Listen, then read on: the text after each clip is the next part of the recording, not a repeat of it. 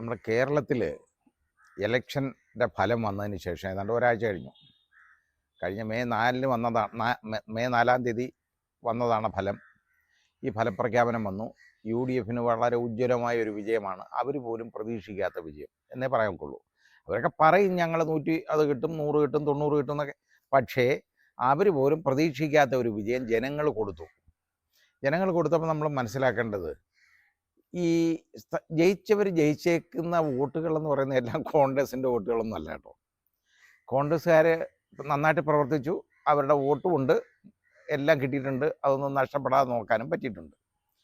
പക്ഷേ അതിൽ നമ്മൾ മനസ്സിലാക്കേണ്ടത്, ഈ ശ്രീ പിണറായി വിജയൻ്റെ ഭരണത്തിൽ മനം മടുത്ത ആളുകൾ, അദ്ദേഹത്തിൻ്റെ അണികൾ തന്നെ അദ്ദേഹത്തിന് തിരിഞ്ഞു വോട്ട് ചെയ്തിട്ടുണ്ട്.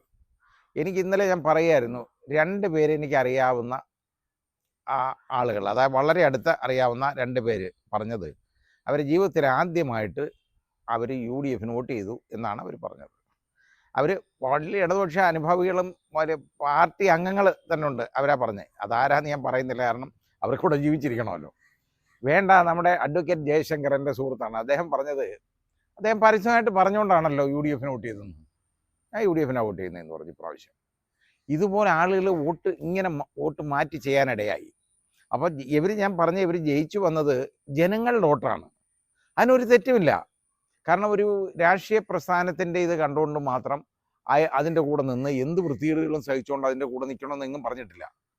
ഏതെങ്കിലും വിധത്തിൽ നല്ല കാര്യങ്ങൾ ആരെങ്കിലും ചെയ്യുന്നതായിട്ട് തോന്നും, അല്ലെങ്കിൽ ഇത്രയും വൃത്തികേട് ഉണ്ട്, അതൊന്നും മാറുമോ എന്നൊരു പരീക്ഷണമെങ്കിലും നടത്താമല്ലോ. ഒരു പരീക്ഷണത്തിനാണ് കേരള ജനത ഇപ്രാവശ്യം കാണിച്ച ജനാധിപത്യ മൂല്യം എന്ന് പറയുന്നത്. ഒരു പരീക്ഷണത്തിന് വേണ്ടിയാണ്. ആ പരീക്ഷണത്തിൽ ജയിക്കേണ്ടത് UDF-ൻ്റെ ഉത്തരവാദിത്തമാണ്. ജയിച്ചില്ലെങ്കിലുണ്ടല്ലോ, ജനങ്ങൾ വെറുക്കും ആ കാര്യത്തിൽ.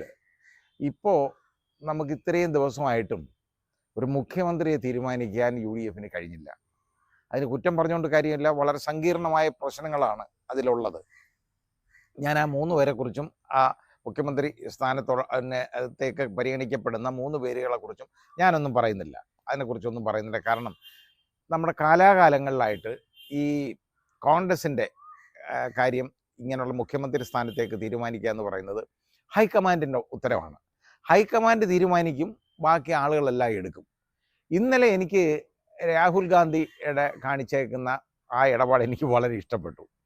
യഥാർത്ഥത്തിൽ ഈ ഇവിടുത്തെ വോട്ടുണ്ടല്ലോ, ഇവിടുത്തെ നേതാക്കൾക്കൊന്നും കിട്ടിയ വോട്ടല്ല ഇത് കിട്ടിയത് രാഹുൽ ഗാന്ധിക്ക് കൊടുത്ത വോട്ടാണ് ഇവിടെ ജനങ്ങൾ.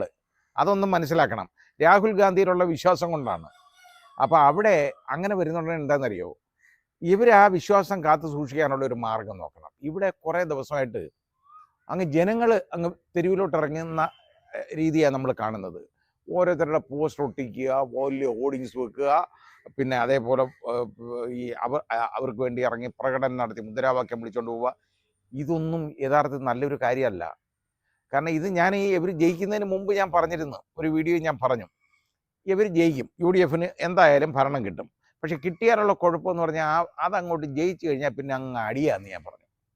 ഇപ്പോൾ ആ ഒരു വർത്തമാനം ആളുകളിൽ വരരുത്. ആളുകൾ മടുത്തു പോകുമെന്ന് പറഞ്ഞാൽ, ഞാൻ വോട്ട് ചെയ്തവരേക്ക് കൊടുത്തു, ജയിപ്പിച്ചതിന് ശേഷം ഇത്രയും ദിവസമായിട്ട് ഒരു തീരുമാനം പോലും എടുക്കാൻ ഇവർക്ക് പറ്റുന്നില്ല എന്നൊരു ധാരണ ജനങ്ങൾക്ക് വരും. ഇന്നലെ രാഹുൽ ഗാന്ധി ചെയ്തതെന്ന് പറഞ്ഞു കഴിഞ്ഞാൽ, ഒരു കാര്യം ചെയ്യും, ഇവിടെ അങ്ങ് ബഹളവും ഇതൊക്കെ അല്ലേ, ആദ്യം മര്യാദയ്ക്ക് അത് പോയി നിർത്താൻ പറഞ്ഞു. നിർത്തുക എന്ന് പറഞ്ഞാൽ ഒരുത്തൻ ഇതുപോലെ ഇംഗ്ലാം വിളിച്ചുകൊണ്ട് നടക്കണ്ട. എന്നിട്ട് പറഞ്ഞ ഒരൊറ്റ കാര്യമുള്ളൂ, അതായത് ഇവിടെ ഒരു തീരുമാനം എടുക്കും, എല്ലാവരെയും കേട്ടു, എല്ലാ കാര്യങ്ങളും പരിഗണിച്ചൊരു തീരുമാനം എടുക്കും. ആ തീരുമാനം എടുത്തിട്ട് ഒരാൾ മുഖ്യമന്ത്രിയായിട്ട് പറയും. ഒരാൾക്കല്ല മുഖ്യമന്ത്രിയാവാൻ പറ്റുള്ളൂ, അല്ല ഒന്നിലധികം പേർക്ക് മുഖ്യമന്ത്രിയാവാൻ ഒക്കത്തല്ലോ. മുഖ്യമന്ത്രിയാവും, അയാൾ മുഖ്യമന്ത്രിയാവും, മറ്റേ 2 പേര് ഗവൺമെൻറ്റിൽ കാണും. ഇതാണ് യഥാർത്ഥത്തിൽ കോൺഗ്രസ് ചെയ്യേണ്ട കാര്യം ഇപ്പോൾ ചെയ്തുകൊണ്ടിരിക്കുന്നത്. കൊള്ളാം. ഇനി അതിൻ്റെ തീരുമാനം എപ്പോൾ വരും എന്നുള്ളത് 23-ാം തീയതി വരെ സമയമുണ്ട്. കാരണം കഴിഞ്ഞ നിയമസഭയുടെ കാലാവധി 23-ാം തീയതി തീരുള്ളൂ. അപ്പോൾ അതുവരെ സമയമുണ്ട്. അതിനകത്ത് പ്രഖ്യാപിച്ചാൽ മതി. അതിന് ജനങ്ങൾ കിടന്ന് ഉരുളുകയും മറിയുകയും ഇതൊന്നും ചെയ്യേണ്ട കാര്യമില്ല. ഈ ഉരുളുന്നവരെയൊക്കെ പോയി തിരിച്ച് ഉരുട്ടാനായിരിക്കും രാഹുൽ ഗാന്ധി പറഞ്ഞേക്കുന്നത്. എന്തായാലും ഇന്നലെയൊക്കെ ശൈലപ്രദർശനമൊക്കെ ഞാൻ കണ്ടു. എന്ത് കൊള്ളരുതായ്മകളായി നടക്കുന്നത്. ജനങ്ങൾക്ക് നിങ്ങളിലുള്ള വിശ്വാസം നഷ്ടപ്പെടാനുള്ള മാർഗ്ഗമല്ലേ ഇതെല്ലാം. ഏതായാലും അത് ആരാ ആവട്ടെ മുഖ്യമന്ത്രി, ഹൈക്കമാൻഡ് സാധാരണ എന്നും എല്ലാ പ്രാവശ്യവും ഹൈക്കമാൻഡ് തീരുമാനിക്കുന്നത് പോലെ ഹൈക്കമാൻഡ് തീരുമാനിക്കട്ടെ. കാരണം ഒരാൾ ഇത് ആരെങ്കിലും ഒരു തീരുമാനം എടുക്കണമല്ലോ. ഏതായാലും ഹൈക്കമാൻഡ് പറയുന്ന ആൾ എന്തായാലും ഇവിടെ മുഖ്യമന്ത്രിയാവും. അതിനെതിരെ മിലിറ്റേറ്റ് ചെയ്തുകൊണ്ട് യാതൊരു പ്രശ്നമില്ല. ഇപ്പം നമ്മൾ കർണാടകയിൽ നമ്മൾ കണ്ടതാണല്ലോ. കർണാടകയിലെ DK ശിവകുമാർ യഥാർത്ഥത്തിൽ വളരെയധികം വലിയ ഒരു പ്രവർത്തനങ്ങൾ നടത്തി അവിടെ വിജയം വാങ്ങിച്ചതിൽ വലിയൊരു പങ്കെന്ന് പറയുന്നത് DK ശിവകുമാറിനാണ്. പക്ഷേ അവസാനം മുഖ്യമന്ത്രി കസേരയിൽ നറുക്ക് വീണ ആർക്കാണ്? സിദ്ധരാമയ്യക്കാണ് വീണു. കാരണം എന്താ? സിദ്ധരാമയ്യയ്ക്ക് അവിടെ ഉള്ള പാർലമെൻ്ററി പാർട്ടിയിൽ വലിയ ഭൂരിപക്ഷം കിട്ടി. DK ശിവകുമാർ മിടുക്കനാണ്, ഒരു തെറ്റുമില്ല. പക്ഷേ അവിടെ അവരിപ്പോഴും കുഴപ്പമൊന്നുമില്ലാതെ ഇച്ചിരി ശാശിയൊക്കെ വരും. കാരണം സങ്കടവും മനപ്രയാസവും ഒക്കെ കാണുമല്ലോ. മുഖ്യമന്ത്രി സ്ഥാനം മോഹിച്ചിരുന്ന ഒരാൾക്ക് കിട്ടത്തില്ല. ഈ 3 പേരിൽ ഒരാൾ മുഖ്യമന്ത്രിയായി കഴിയുമ്പോൾ മറ്റവർക്ക് 2 പേർക്കും സ്വാഭാവികമായിട്ടും ഒരു സങ്കടം വരും. പക്ഷെ അത് പറഞ്ഞുകൊണ്ട് കാര്യമില്ല. ജനാധിപത്യത്തിലും ജനങ്ങളുടെ നന്മയ്ക്കും അതങ്ങ് സഹിക്കണം, അതേ ഉള്ളൂ. കാരണം ഒരു തീരുമാനം ഹൈക്കമാൻഡ് പറയുന്നു, ആ തീരുമാനം അവരെപ്പോഴോ പറയട്ടെ, അത് അവരുടെ സൗകര്യമാണ്. ഒരുപാട് കാര്യങ്ങൾ അവർക്കും ഇങ്ങനെ, അവരും മനുഷ്യരല്ലേ, ഈ കണക്ക് കൂട്ടി വളരെ കറക്റ്റായിട്ടേ അവർക്ക് പറയാൻ പറ്റുള്ളൂ. അവർ പറയും, പറഞ്ഞു കഴിഞ്ഞാൽ അതങ്ങ് ഉൾക്കൊള്ളണം, അത്രയേ ഉള്ളൂ, അവിടെ തീരും. അല്ലാതെ ചുമ്മാതെ ഇവിടെ കിടന്ന് അതിന് ബോർഡ് പൊക്കിയതുകൊണ്ടും ഉരുണ്ടുകൊണ്ടും മുദ്രാവാക്യം വിളിച്ചുകൊണ്ടും യാതൊരു കാര്യവുമില്ല. അവരൊരു തീരുമാനം പറയും, ആ തീരുമാനം അനുസരിക്കുക. ഇനി മന്ത്രിസ്ഥാനങ്ങൾ തുടങ്ങും അടുത്ത ഉടനെ. ഉടുപ്പിട്ടുകൊണ്ട് ഇനി ഇറങ്ങുകയാണ്. അത് ജാതി സമവാക്യങ്ങൾ, പിന്നെ ഘടകകക്ഷികളുടെ എല്ലാം നോക്കി വേണം ചെയ്യാൻ. അത് എത്ര എളുപ്പമൊന്നുമുള്ളൊരു കാര്യമല്ല, വളരെ ബുദ്ധിമുട്ടാണ്. ഇതെല്ലാം നോക്കി വേണം ഇവിടെ ചെയ്യാൻ. അപ്പോൾ അങ്ങനെ ചെയ്യുന്നുണ്ടെ വീതം വെക്കുമ്പോൾ അവസാനം വരുമ്പോൾ എനിക്ക് മന്ത്രിസ്ഥാനം ഞാൻ പറയുന്നത് കഴിയുന്നിടത്തോളം ചെറുപ്പക്കാർ രംഗത്തേക്ക് കടന്നു വരട്ടെ. ആ രീതിയിലാവണം കാഴ്ചപ്പാട്. കാരണം അവിടെ ഇനിയുള്ളതെന്ന് പറഞ്ഞാൽ ഫ്രഷ് ബ്ലഡ് വേണം, നമുക്ക് നല്ല രക്തം വരട്ടെ. അവർ വന്ന് അവരൊരു തീരുമാനം എടുക്കട്ടെ. അതായിരിക്കും ഏറ്റവും നല്ലത്. അങ്ങനെ വരണം.